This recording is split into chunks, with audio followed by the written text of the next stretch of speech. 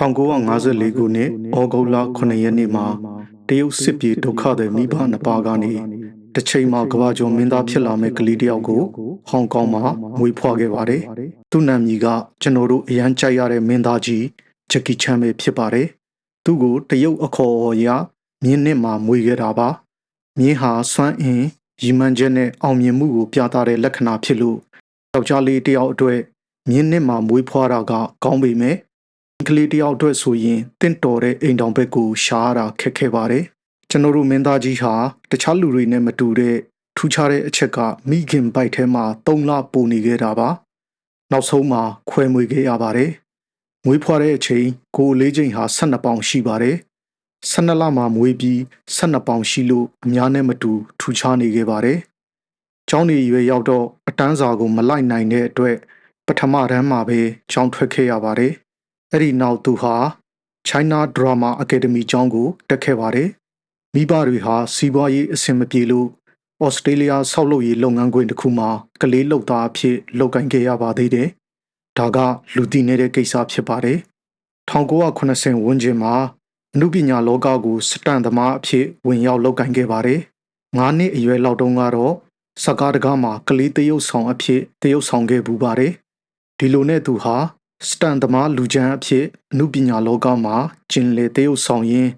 1983ခုနှစ်မှာ Little Tiger of Canton ဆိုတဲ့ကားမှာခေါင်းဆောင်မင်းသားအဖြစ်တရုပ်ဆောင်လိုက်ပါသေးတယ်။မအောင်မြင်လို့လူမသိလိုက်ပါဘူး။ဒီလိုနဲ့1988ခုနှစ်မှာတော့ Snake in the Eagle Shadow နဲ့ Drunken Master ဇာတ်ကားနှစ်ကားနဲ့လူသိများလာခဲ့ပါတယ်။1980ခုနှစ်မှာသူခေါင်းဆောင်မင်းသားအဖြစ်ပါဝင်တရုပ်ဆောင်ထားတဲ့ Young Master ဇာတ်ကားဟာဟောင်ကောင်မှာနံပါတ်1ဝင်ငွေအများဆုံးစံချိန်ချိုးသွားခဲ့တယ်လို့တောင်ကိုရီးယားမှာလည်း1980ပြည့်နှစ်ရဲ့ဝင်ငွေအမြင့်ဆုံးရုပ်ရှင်ဖြစ်ခဲ့ပါတယ်။ဂျပန်မှာဆိုရင်လည်း1980ခုနှစ်ရဲ့21ခုမြောက်ဝင်ငွေအများဆုံးရုပ်ရှင်စရင်ဝင်ခဲ့ပါတယ်။ဒီရုပ်ရှင်ကားဟာသူ့ကိုအမှုပညာလောကမှာမှတ်တိုင်တစ်ခုစိုက်ထူပေးလိုက်တာဖြစ်ပါတယ်။ဒီရုပ်ရှင်ဟာ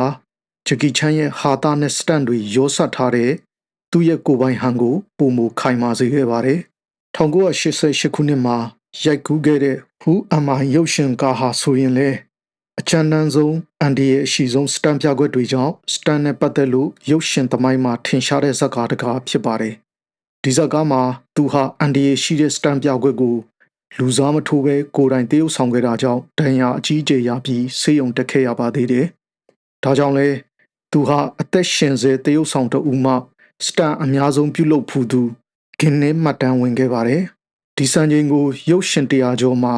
သူကိုယ်တိုင်စတန်တွေအားလုံးနှိပါလုပ်ခဲ့တဲ့အတွက်ရရှိခဲ့တာဖြစ်ပါတယ်။ Dragon Lord ဇာတ်ကားမှာဆိုရင်လည်းစတန်ပြကွက်တစ်ခုအတွက်အကြိမ်2900အထိပြန်လည်ရိုက်ကူးခဲ့တာကြောင့်တခန်းတဲ့အတွက်အများဆုံးပြန်လည်ရိုက်ကူးမှုဆိုတဲ့ဂင်းနစ်စံချိန်ကိုပိုင်ဆိုင်ခဲ့ပါသေးတယ်။2012မှာယုံတင်ခဲ့တဲ့ Chinese Zodiac ဇာတ်ကားမှာသူဟာအဘယ်အမှုပညာရှင်မှမလုပ်နိုင်သေးတဲ့ဇာတ်ညွှန်းရေးသူဒရိုက်တာထုတ်လုပ်သူမင်းသားဇာတ်ကွက်ဖန်တီးသူတီးဖြတ်သူစသဖြင့်ရုပ်ရှင်ရဲ့အရေးကြီးဆုံးတာဝန်15ခုကျော်လောက်ကိုတပြိုင်တည်းအစွမ်းပြလှုပ်ဆောင်နိုင်ခဲ့တဲ့အတွက်ရုပ်ရှင်တကားထဲမှာဂန္ဓာအများဆုံးပါဝင်ခဲ့သူအဖြစ်ဂင်းနစ်စံချိန်ဝင်ခဲ့ပါတယ်။အသက်ရှင်စေတရုပ်ဆောင်တဦးမှစတန်အများဆုံးပြုလုပ်ဖူးသူအဖြစ်ဂင်းနစ်စံချိန်ဝင်တဲ့မှတ်တမ်းကိုလည်းတပြိုင်တည်းရခဲ့တာဖြစ်ပါတယ်။ဒီလိုစွမ်းဆောင်ရည်တွေကြောင့်လည်းအသက်63နှစ်ထိအောင်2019ခုနှစ် Forbes စာရင်းအရကမ္ဘာဒုတိယအကြီးအမြင့်ဆုံးမင်းသားအဖြစ်ရပ်တည်နိုင်ခဲ့တာဖြစ်ပါတယ်။ဂျက်ကီချန်ဟာစူးစမ်းတဲ့နေရာမှာစံထားလောက်တဲ့ပုံကူဖြစ်တယ်လို့စူးစမ်းပြီးစုဆောင်ရရှိလာတဲ့ဥစ္စာဒနာတွေနဲ့လောကကြီးကိုပြန်လည်ပေးဆက်ရမှာလဲစံထားလောက်တင်ပါတယ်။သူ့ရဲ့အောင်မြင်ရေးဒသနာတွေဟာတစ်ခုဖြစ်တဲ့ငွေကိုရအောင်မရှာနိုင်ပဲလိုချင်တက်မမှုမရှိပါဘူးလို့အတန်ကောင်းဟစ်နေတာကအောင်မြင်မှုမဟုတ်တယ်လို့ငွေကိုရှာနိုင်ရသားနဲ့အများအကျိုးကိုမတည့်ပိုးတာဟာလေအောင်မြင်မှုမဟုတ်ပါဘူးလို့အမြင်ပြောလေးရှိပါတယ်။ဂျက်ကီချန်ဟာသူ့ရဲ့ဒသနာအတိုင်းငွေကိုရအောင်ရှာနိုင်ခဲ့တယ်လို့ရလာတဲ့ငွေကိုအများအကျိုးအတွက်လူဒန်းခဲ့ပါတယ်။အစပိုင်းကဘီဂိတ်တို့ရဲ့ပရာဟိတလုပ်ငန်းတွေမှာသူ့ပိုင်ဆိုင်မှုတဝက်ကိုပေးလူမယ်လို့ကတိပြုခဲ့ပါတယ် နောက်တော့ဒီလောက်နဲ့အားမရလို့2012ခုနှစ်ပီကင်းမှာဂုံပြူစုယူတဲ့အခမ်းအနားမှာသူပိုင်ဆိုင်သမျှအားလုံးကိုလူဒန်းသွားမယ်လို့ကြေညာခဲ့ပါတယ်။သူတိတ်ချစ်တဲ့သားတယောက်ရှိတာသိထားတဲ့သတင်းတောက်တွေကသားကိုအမွေပေးဖို့အစီအစဉ်မရှိဘူးလားလို့မေးတဲ့အခါ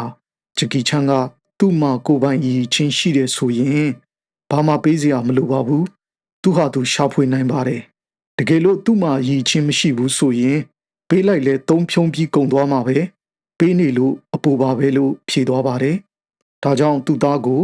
သူ့လိုအောင်မြင်တဲ့မင်းသားတယောက်ဖြစ်လာအောင်ပြိုထောင်ပေးခဲ့ပါတယ်။ဒီကြားထဲသူ့သားမူရစေဝါမှုနဲ့ရင်ဆိုင်ရချိန်မှာသူကိုယ်တိုင်ပြိတ္တကိုတောင်းပန်ခဲ့တယ်လို့သူ့သားကိုလည်းမီဒီယာကနေတဆင့်တောင်းပန်စေခဲ့ပါတယ်။တရုတ်အာဏာပိုင်တွေနဲ့ယင်းနှီးတဲ့ဂျကီချန်ဟာသူ့သားရဲ့ပြစ်ဒဏ်လျှော့ပို့စေဖို့သူ့ဩဇာအရှိန်အဝါကိုမတုံးခဲ့တယ်လို့သူ့သားကိုလည်းပြစ်ဒဏ်ကိုကြီးပြူလက်ခံစေခဲ့ပါတယ်။ဂျကီချန်ဟာကမ္ဘာအဆင့်မြင့်အောင်မြင်မှုတွေရရှိခဲ့တော်လဲဘဝမမေ့ပဲကိုယ်နိုင်ငံကိုလူမျိုးအတွက်ဖောင်ဒေးရှင်းတွေထောင်ပေးပြီးတဘာဝဘေးအန္တရာယ်ကယ်ဆယ်ရေးအပါအဝင်